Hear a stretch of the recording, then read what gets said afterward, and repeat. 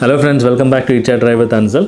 October അവസാന വാരം apple 3 product launch ചെയ്തിരുന്നു. അവരുടെ ഏറ്റവും പവർഫുൾ ആയിട്ടുള്ള M4 പ്രോസസ്സേഴ്സ് യൂസ് ചെയ്തിട്ടുള്ള ഒരു iMac, ഒരു ഡെസ്ക്ടോപ്പ് വേർഷനായ iMac, ഒരു മാക് മിനി, അതായത് നമുക്ക് എക്സ്റ്റേണൽ ഡിസ്പ്ലേയും കീബോർഡും ഒക്കെ വെച്ച് യൂസ് ചെയ്യാൻ പറ്റുന്ന മാക് മിനി, അതുപോലെ അവരുടെ ഏറ്റവും പ്രീമിയം പ്രോഡക്റ്റായ മാക്ബുക്ക് പ്രോ ലാപ്ടോപ്സും M4 ചിപ്പ് വെച്ചിട്ടുള്ള മാക്ബുക്ക് പ്രോ ലാപ്ടോപ്സുമാണ് ഇവർ അനൗൺസ് ചെയ്തത്.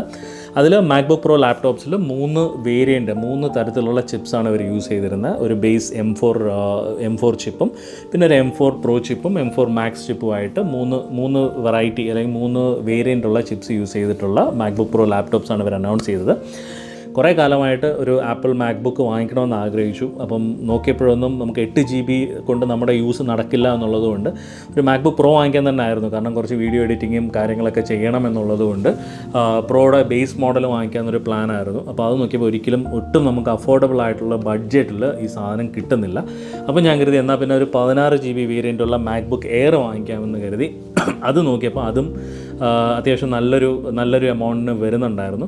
അപ്പോഴാണ് ഇപ്പോൾ ഇവരുടെ ഒരു അനൗൺസ്മെൻറ്റും കാര്യങ്ങളും വന്നപ്പം എന്തായാലും വാങ്ങിക്കാമെന്ന് വിചാരിച്ച് നോക്കി ഒരു എയർ വാങ്ങിക്കാം, 16 GB 512 GB SSD വരുന്ന ഒരു മാക്ബുക്ക് എയർ വാങ്ങിക്കാം എന്നുള്ളൊരു പ്ലാനിലിരുന്നപ്പോഴാണ് എൻ്റെ ഒരു ഫ്രണ്ടിൻ്റെ ഹെൽപ്പോട് കൂടി അത്യാവശ്യം നല്ലൊരു ഡിസ്കൗണ്ടിൽ M4 മാക്ബുക്ക് പ്രോ ഏകദേശം അതേ ഒരു 16 GBയുടെ ഒരു മാക്ബുക്ക് എയർ വാങ്ങിക്കുന്നതിൻ്റെ ഏകദേശം അടുത്തൊക്കെ വരുന്ന ഒരു പ്രൈസിൽ എനിക്ക് M4 മാക്ബുക്ക് പ്രോ മോഡൽ, ഏറ്റവും ലേറ്റസ്റ്റ് ആയിട്ടുള്ള M4 മാക്ബുക്ക് പ്രോ മോഡലിൻ്റെ ബേസ് മോഡൽ വാങ്ങിക്കാൻ പറ്റി. ഒരുപാട് കാലത്തൊരാഗ്രഹമായിരുന്നു ഒരു മാക്ബുക്ക് പ്രോ വാങ്ങിക്കുക എന്നുള്ളത്. കുറച്ച് കോസ്റ്റ്ലി ആയിട്ടുള്ള ഒരു ആഗ്രഹമായതുകൊണ്ട് ഒരുപാട് തവണ ഇത് മാറ്റിവെച്ച് വന്നതാണ്. അപ്പം ഇടയ്ക്ക് ഒരു സെക്കൻഡ് ഹാൻഡ് നോക്കിയാലോ, ഒരു യൂസ്ഡ് മാക്ബുക്ക് ലാപ്ടോപ്സ് നോക്കിയാലോ എന്ന് വിചാരിച്ചപ്പോഴത്തേക്ക് അത് കൂടുതലും M സീരീസിലുള്ള ലാപ്ടോപ്സ് ആരും കൊടുക്കുന്നില്ല. എല്ലാവരും കൊടുക്കുന്ന മാർക്കറ്റ് പ്ലേസിലായാലും എല്ലായിടത്തും കിടക്കുന്നത് പഴയ ഇൻ്റൽ ചിപ്സ് ഉള്ള ലാപ്ടോപ്സാണ് എല്ലായിടത്തും കിടക്കുന്നത്.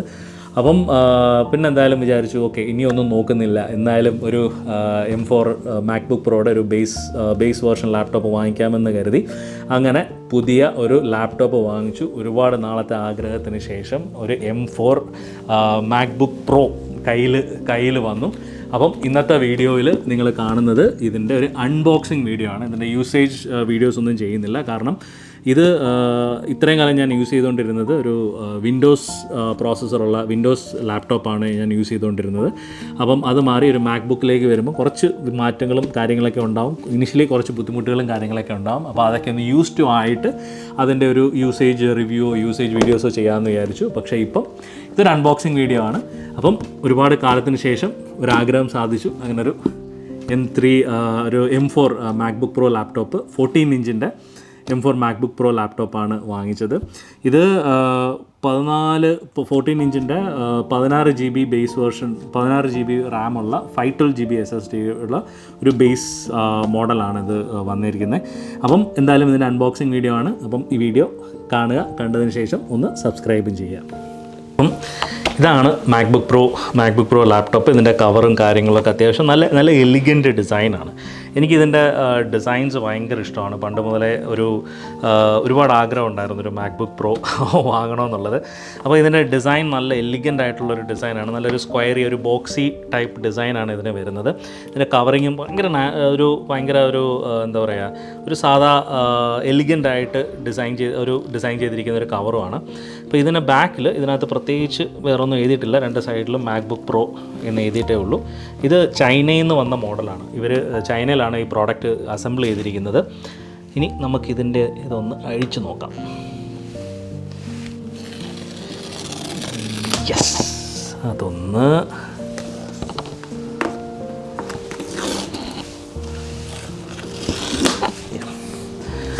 അപ്പം അഴിച്ചു. ഇനി പതിയെ ഒന്ന് തുറക്കാം. അത്യാവശ്യം നല്ല വെയിറ്റ് ഉണ്ട് കേട്ടോ, തുറന്ന്. യെസ്, നല്ല അടിപൊളിയായിട്ടുണ്ട്. ഒരു കുഞ്ഞ് ലാപ്ടോപ്പാണ്. 14 ഇഞ്ചിൻ്റെ ലാപ്ടോപ്പ് ആയതുകൊണ്ട് തന്നെ ഒരുപാട് ഒരുപാടങ്ങ് സൈസും കാര്യങ്ങളൊന്നുമില്ല. നമുക്ക് അത്യാവശ്യം അഫോർഡബിളായിട്ട് നമുക്ക് അത്യാവശ്യം യൂസ് ചെയ്യാൻ പറ്റുന്നൊരു ലാപ്ടോപ്പാണ്. വേണമെങ്കിൽ ഇതിനകത്ത് നമുക്ക് അഡീഷണൽ ഡിസ്പ്ലേ വേണമെങ്കിൽ കണക്ട് ചെയ്യാവുന്നതാണ്. പക്ഷേ കുഴപ്പമൊന്നുമില്ല, അത്യാവശ്യം നല്ല രീതിയിൽ നമുക്ക് യൂസ് ചെയ്യാം. പതുക്കെ എടുത്ത് നോക്കാം. എടുത്ത് നമുക്ക് സൈഡിലോട്ടൊന്ന് വെക്കാം. വെച്ചതിന് ശേഷം ബോക്സിനകത്ത് എന്തൊക്കെയാണെന്ന് നോക്കാം. ഇതിൽ ഒരു കേബിളുണ്ട്. ഞാൻ ഓർഡർ ചെയ്തിരിക്കുന്നത് ഒരു സ്പേസ് ബ്ലാക്ക് വേർഷനാണ്. എനിക്കൊന്ന് രണ്ട് കളേഴ്സാണുള്ളത്. ഒന്ന് സ്പേസ് ബ്ലാക്കും മറ്റേത് സിൽവർ മോഡലും ആയിരുന്നു പണ്ടുണ്ടായിരുന്നു. എനിക്കൊന്ന് ഗ്രേ അവരിപ്പോൾ കൊടുക്കുന്നില്ല എന്ന് തോന്നുന്നു. ഗ്രേ കളേഴ്സ് ഇപ്പം യൂസ് ചെയ്യുന്നില്ല. ഇത് അത്യാവശ്യം നല്ല ലെങ്തി ആയിട്ടുള്ളൊരു മാക്സേഫ് ചാർജറാണ്. മാക്സേഫ് ചാർജർ തന്നെയാണ്. അത്യാവശ്യം നല്ല പ്രോപ്പർ വയറാണ് കേട്ടോ. അത്യാവശ്യം നല്ലൊരു വയറാണ്. എന്താ പറയുക, നല്ല ക്വാളിറ്റി ഉള്ള ഒരു വയർ തന്നെയാണ് ഇത് കൊടുത്തിരിക്കുന്നത്. പിന്നുള്ളത് നമ്മുടെ ഇതിനകത്ത് കുറച്ച് ഡോക്യുമെൻറ്റേഷനും കാര്യങ്ങളും ഉണ്ട്. ഇവരിപ്പം പണ്ടത്തെ പോലെ ഇതിനൊരു എന്താ പറയുക, സ്റ്റിക്കേഴ്സ് ഒന്നും കൊടുക്കുന്നില്ല. സാധാരണ ആപ്പിളിൻ്റെ ഐഫോൺസ് വാങ്ങിക്കുമ്പോഴായാലും ഇതിനായാലും ഒരു പ്രോപ്പർ സ്റ്റിക്കേഴ്സൊക്കെ ഉണ്ടായിരുന്നു. പക്ഷേ ഇപ്പോൾ ഒരു സ്റ്റിക്കർ കൊടുക്കുന്നില്ല. പിന്നുള്ളത് ഇതിൻ്റെ ചാർജറാണ്. ഇതിന് 1-2 ഓപ്ഷൻസ് ഉണ്ടായിരുന്നു. ഇത് 70 വാട്ടിൻ്റെ ബേസ് ചാർജർ തന്നെയാണ് ഇത് ഞാൻ ഓർഡർ ചെയ്തിരിക്കുന്നത്. നമുക്ക് വേണമെങ്കിൽ 95 വാട്ടിൻ്റെ ഫാസ്റ്റ് ചാർജർ യൂസ് ചെയ്യാം. പക്ഷേ ഇത് തൽക്കാലം ഇത് മതി. അതിനൊക്കെ അഡീഷണൽ നല്ലൊരു എമൗണ്ട് വരുന്നുണ്ട്. ഇത് അത്യാവശ്യം നല്ല വെയിറ്റുള്ള ഒരു ചാർജർ തന്നെയാണ്. പിന്നെ ഇതല്ലാതെ ബോക്സിനകത്ത് പ്രത്യേകിച്ച് വേറൊന്നുമില്ല. ഇനിയുള്ളത് നമുക്കിതൊന്ന് തുറന്നു നോക്കാം. ഇതിൻ്റെ കവറ് ആപ്പിൾ പാർക്ക് കാലിഫോർണിയയിൽ ഇത് ചെയ്തതാണ്. ഇത് അസംബിൾ ചെയ്തിരിക്കുന്നത് ചൈനയിലാണ്. ചൈനയിൽ നിന്നാണ് ഈ പ്രോഡക്റ്റ് വന്നത്. നല്ല അടിപൊളി മോഡലാണ്.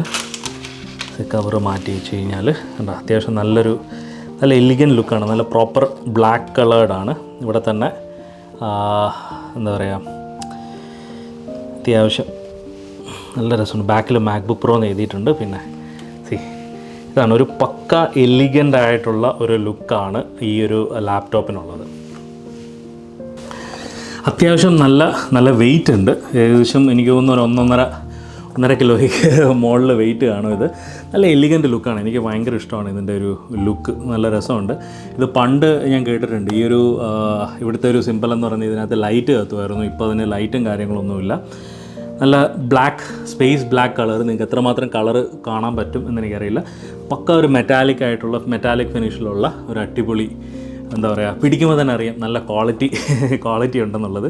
അത്യാവശ്യം നല്ലൊരു ലാപ്ടോപ്പാണ്. എനിക്ക് ഭയങ്കരമായിട്ട് ഇഷ്ടപ്പെട്ടു. യൂസ് ചെയ്യാനായിട്ട് നല്ലതാണ്. പക്ഷേ എനിക്കൊന്ന് എയർ ഇത്രയും വെയിറ്റ് ഇല്ല.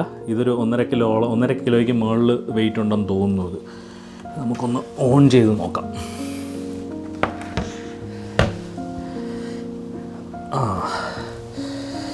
യെസ്, ഓൺ ചെയ്തപ്പോൾ തന്നെ ഇതിൽ ഒരു സൗണ്ട് കേൾക്കുന്ന ഒരു മ്യൂസിക് ഉണ്ടായിരുന്നു. സ്റ്റാർട്ട് ചെയ്ത് വരുന്നുണ്ട്.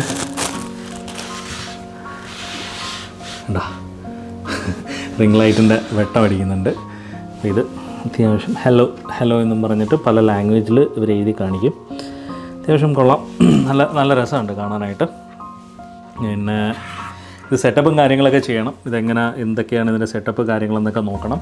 ഇവിടെ ഇതിൻ്റെ ഈ സൈഡിൽ ഇവർ ഒരു എന്താ പറയുക, HDMI പോർട്ടുണ്ട്, അതുപോലെ ഒരു സി പോർട്ടുണ്ട്, അതുപോലെ ഒരു SD കാർഡ് ആഡ് ചെയ്യുന്ന SD കാർഡ് ഇൻസേർട്ട് ചെയ്യാനുള്ളൊരു പോർട്ടുണ്ട്. പിന്നെ ഇപ്പുറത്തെ സൈഡിലായാലും ഇവിടെ ഒരു ചാർജിങ് പോർട്ട്, മാക്സേഫ് ചാർജിങ് പോർട്ടുണ്ട്. പിന്നെ 2 USB-C ടൈപ്പ് ഉണ്ട്. ഒരു ഹെഡ്ഫോൺ ജാക്കുണ്ട്, സാധാ ഒരു പഴയ ഹെഡ്ഫോൺ ജാക്കുണ്ട്. ഇതിൽ ഈ ഒരു സൈഡിൽ ആഡ് ചെയ്തിരിക്കുന്ന ഈ ഒരു സി പോർട്ട് എന്ന് പറയുന്നത് ഒരു അഡീഷണൽ അപ്ഗ്രേഡാണ്.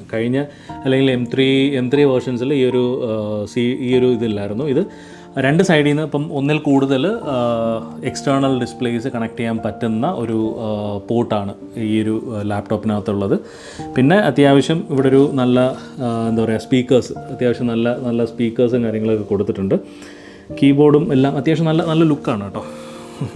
യൂസ് ചെയ്യാൻ നല്ല സൗകര്യമുണ്ട്, നല്ല ലുക്കുണ്ട്. നല്ല പിടിക്കുമ്പോൾ തന്നെ നല്ലൊരു ഫീല് ആക്ച്വലി ഇതിന് കിട്ടുന്നുണ്ട്. എന്തായാലും ഇത് ജസ്റ്റ് ഒരു അൺബോക്സിങ് വീഡിയോ ആയിരുന്നു. അപ്പം ഇതിനി കോൺഫിഗർ ചെയ്യണം, ഇതിൻ്റെ സെറ്റപ്പും കാര്യങ്ങളൊക്കെ ചെയ്യണം, ഇത് എന്തൊക്കെയാണ് ചെയ്യേണ്ടതെന്നൊക്കെ നോക്കണം.